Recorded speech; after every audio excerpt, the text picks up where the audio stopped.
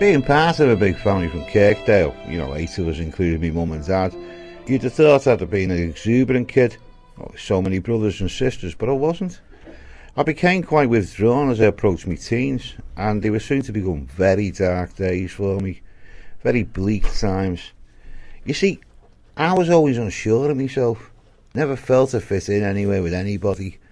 I went out of my way to keep in with the crowd, but as things happened, I stole from a couple of shops, which brought shame on my family. And this made an impact on my school life. I thought people were watching me, and also with the fear of not being as clever as most of the kids at my school, I tended to skip school during my last year there. Most days I'd into Liverpool to walk around the city centre, and then I'd have to go home and pretend to my mum and dad I'd been to school. Looks a nice pork chop, that, Betty. So how was school today, David? Great, Dad. Come on then. What did you learn today? Logarithms, Dad. Oh, well, keep that to yourself. You know I'm not good at that type of stuff. Thinking back, I must have been a bit clever because I knew he couldn't understand logarithms or algebra or anything like that. That's why I always said it. He was okay, me dad. I hated lying, but it was better than being afraid of mixing in at school. But I knew I still had to try and integrate, even though I found it really hard. But I pushed myself, and then before I knew it, I got an apprenticeship as a design draftsman, met a girl and was married. And I was still only 18 years of age. It's only later I could admit to myself that with my need to fit in and feel secure, I'd have married anybody. My dad knew that. I just can't see why you have to marry so young, David, lad. Because I love her, Dad. No, you don't. I can see behind those eyes of yours. You still need to feel secure. I will be secure. You won't, you know. You'll struggle, me lad. Try and start a family on an apprentice wage. It's ridiculous. And he was right. We have 2 kids, both girls, one pretty well after the other, and it was a struggle financially and mentally. So I decided to leave my apprenticeship and worked in different jobs in the city centre for a while. Not being able to afford to buy a house and living in different flats, and of course the strain of trying to raise a family started taking its toll. And what didn't help was that my wife was constantly in her mother's. She and the kids were hardly ever at home, and I started resenting the fact that she'd rather be with her mother than me. Eventually the marriage broke up. I was 22, still really only very young, and had a lot of irrational thinking going on in my head. I'd always been insecure, but after the breakup, I started really needing approval all the time, to be accepted by other people. I was invoking a tremendous amount of anxiety in myself, feeling distressed and emotionally disturbed. My dad persuaded me to go and see my doctor. Listen, son, your mum is really worried about you, as I am. I just think you should go and see the doctor. What can he do? He might give you something, maybe tablets or a bottle of medicine. Yeah, but will that help how I feel up here, Dad, in my head? Well, it's worth a try, isn't it? Listen, I'm off to work now. Tell you what, I'll call away and book you an appointment. Thanks, Dad. The doctor gave me Librium, which didn't really help, and then it progressed to Valium, but it was the constant desire to see me kids that was the problem. Such a painful time. So I went to see my wife. We still weren't divorced by then, and I was praying for reconciliation with my family. But she gave me an ultimatum. She said if that's what I wanted, I should buy a house in the same street as her mother, and things might get better between us. But I didn't want that. I didn't want to face her mum every day. We finally got divorced, and I turned to drinking. A few pints at first, but then I was out in it. I was in the pub every single night. My dad got a grip of me. David, you're going to kill yourself, son. I'm fine, Dad. You're not? Look at yourself. I'm only having a couple of pints. Well, Tommy Mac said he had to pick up from the gutter a couple of nights ago and help you home. One too many, that's all. Listen, the family's worried about you. And we've all agreed there's only one thing best for you. And what's that? That you stop seeing the kids. My kids? Yeah. It's being so close and that send you... It's send you round the bend. I can't do that. It's the only way. Because honestly, son, things just won't get better until you do. So I took his advice, even though it hurt so much. I went and lived in London, hoping my problems, drinking, moping around would eventually disappear.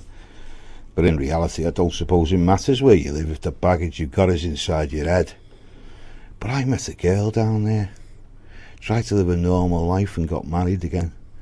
Things didn't seem too bad at first, but I kept getting increasingly paranoid about things. My emotions were in turmoil, and I went to the doctors in London around the corner to where I was living. I told the doctor I was living in fear of London, the buses, the tube, near enough everything about the place. Sometimes when I was in work, I was scared to leave the place, and quite often the caretaker would find me asleep on my desk. My wife was very understanding, and she thought a move from the city would benefit us, so we moved to Kent. She and friends of ours thought my problems were down to the way my first marriage broke up and the loss of my kids. One of my wife's friends suggested there could be something wrong with me mentally, but I wouldn't hear of it. I was convinced it was nothing like that. But things did go from bad to worse, and now I was drinking really heavily and crying an awful lot. And although now things were still quite vague, my wife Shirley was like a rock. She took things to hand and went to seek help for me. Dave, I've been to see the doctor about you. Right, what did he say? We think you should go into hospital for a while to let him do a few tests on you. What kind of tests? Well, first of all, the doctor thinks you're too dependent on the beer. He thinks I'm an alcoholic? Yeah. Well, do you think I should go to the hospital? Honestly, love? Yeah. I remember giving her a big hug. I was thankful that someone was trying to take care of me.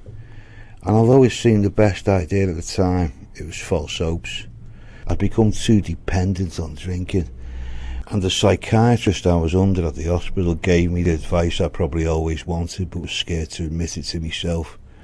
He convinced me to go back home to Liverpool and try and sort something out with my ex-wife regarding the kids. But I didn't know how to ask Shirley. I mean, she was born and bred in London. Shirley? What? The psychiatrist suggested something that he feels might help me. Go on. Would you move back to Liverpool with me? I've moved to Timbuktu if it means you'll get better. What Shirley said to me really pulled at my heartstrings. I was back in Liverpool within 6 months, but my ex-wife kept her and the kids distance from me. I started to get the fear back again, and I was still drinking, even more so now. I got the train to work, but my eyes never left the emergency cord, just in case I had to pull it. I just constantly needed to feel safe and secure all the time. I was getting more and more paranoid by the minute. I was back at my old doctor's, and he was very supportive and gave me medication, but advised me not to drink alcohol with it. But of course, I did. And then the panic attacks began. I'd get them over the slightest thing. So I kept going back into hospital. Why Shirley never left me, I'll never know. But she stayed with me. She was very supportive. Even though I was going through real heavy problems with my ex-wife, Shirley backed me to the hilt. And my ex took me to court over non-payment of maintenance. And I admit I wouldn't pay. And she wouldn't let me see my children. And I became very bitter over that. Me and Shirley drifted around a few flats until we finally settled in Runcorn. But my fears were still there. And I started going hysterical at the slightest thing. I started going to sit in the local hospital. I mean, I wouldn't register in or anything like that, but I just felt so safe there. I had thought that if I sat there long enough, I would miraculously get better. I had Shirley at home, but I felt that if anything happened to me, I was in the right place to be cared for. Dave? Oh, hiya, Shirley. You're here again, I see. I'm just waiting to see the doctor. No, you're not, Dave. You've been here for 6 hours now. Oh, he's busy. Come on, let's go home. No, Shirley, no. Please, Dave, there's people staring. I've got to see the doctor just in case. Just in case of what? Well, in case I collapse or suffer a heart attack or something. I've called your doctor, Dave. He's on his way over to our house now. Oh, good. Is he going to give me some medication? He needs to see you, Dave. He just needs to see you. My doctor had admitted me to Winnick Hospital. I knew what it was. As kids we called it the loony bin. But in reality it was a mental institution that cared for people with mental problems. I think this was the first time I actually admitted to myself that my problems were actually mental. And you know what? As a patient there, to me it was something like a new world. I was getting care and I felt so safe and secure. One of the doctors there, Dr. Brookham, really tried to help me with my problems, but it was to no avail. And in the end he just left me there taking my medication. I was happy. I never wanted to leave, but at the same time I did think I was going a bit insane, as there was a lot of insanity from the other patients on a daily basis. And most of them were clearly mentally disturbed. A lot of them were receiving ECT treatment, you know, where they put you in a room and give you an electric shock. Thankfully I never had it, but I'd hear stories that it was horrible. Shirley visited me every couple of days, and at the time I just expected her to turn up, but it never crossed my mind that she'd have to get 3 buses there. Some of my family, a couple of sisters and my brother, turned up. My dad had died by now, my mum wasn't in a fit state to travel, but they just didn't know what to say to me. I was in there for 7 years on and off. They kept letting me out, but I'd just go to the pub and then plead to be let back into my ward. And although there had been some terrible tragedies there, I mean suicides and stuff like that, I honestly think Winnick kept me alive. And although I was at my most happiest there, I still cried every day. I just didn't want to die there. Some of the people in there had been patients for 50 years and would never get out. And then the day happened. I'd sneaked out once more to go to the pub from my hospital bed, but the hospital knew what I was constantly up to, and they threw me out. I was hysterical and begged them to let me stay, but they'd had enough. They told Shirley to come and take me home. I can't go home, Shirley, I just can't. You're going to have to, love. I'll look after you. But you can't do what they do. Well, I'll have to try. I'm scared, Shirley. I know. Well, can we go straight to the doctor's? I've already rang him. He'll be at ours when we get home. Are you sure? Are you really sure, Shirley? Yes. Come on, let's go. You wouldn't lie to me, would you? I'm not lying, Dave. He'll be there. Honestly? Honestly. Will he have some medicine for me? He said he will. Well, let's hurry then. And so we went home. The doctor gave me the once-over and told me to come to his surgery in the morning for a prescription. But having no medication that night was terrible. I can even remember thinking about suicide. But Shirley kept me in her arms all night. And then, the next day, my doctor was very firm with me. He told me he was only going to give me 2 tablets for my medication. I was distraught. I couldn't understand. 2 tablets? I left the doctors with Shirley under a cloud, feeling the worst. But as we left the doctors, because my mind was elsewhere, I fell down the stone stairs outside and knocked myself out.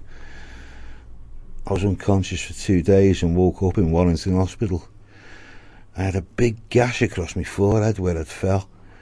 But for some strange reason, I didn't take those 2 tablets my doctor had given me. I can remember still feeling the need for comfort and safety, but at this moment in time, the medication didn't seem to matter. I met a lady who had a similar problem one day when I was just sitting in a community centre in Runcorn watching the world go by. And she chatted to me about my problem, and the chat really lifted me. I felt a little bit more sure of myself, as if I'd suddenly realised there were people walking around who had experienced the same sort of problems I had. I still see that lady now, out and about, and I'm so grateful to her taking the time to chat to me that day.